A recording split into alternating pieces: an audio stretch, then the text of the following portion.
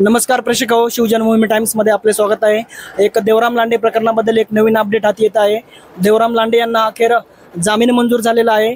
देवराम लांडे प्रकरण हे सर्वत्र जुन्नर तालुक्यामध्ये चर्चेला गेलेलं प्रकरण होतं।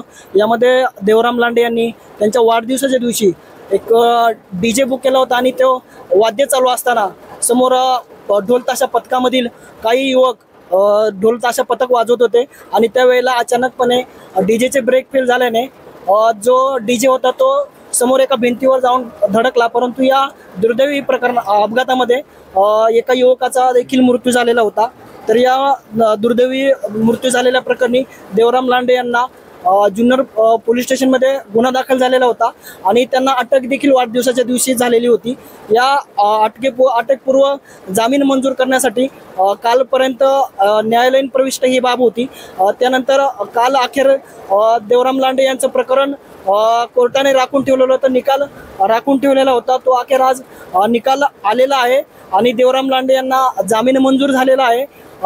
जो लखोटा आहे तो घेऊन येरोडा कारागृहाकडे गेल्यानंतर जी काही पुढची कार्यवाही असेल ती पूर्ण झाल्यानंतर देवराम लांडे यांना अखेर जामीन मंजूर होईल आणि शक्यता अशी आहे की देवराम लांडे उद्या जेलच्या बाहेर येऊ शकतील। येरोडा कारागृहातून देवराम लांडे यांना उद्या सोडलं जाईल अशी महत्त्वाची खात्रीलायक सूत्रांकडून माहिती हाती मिळत आहे।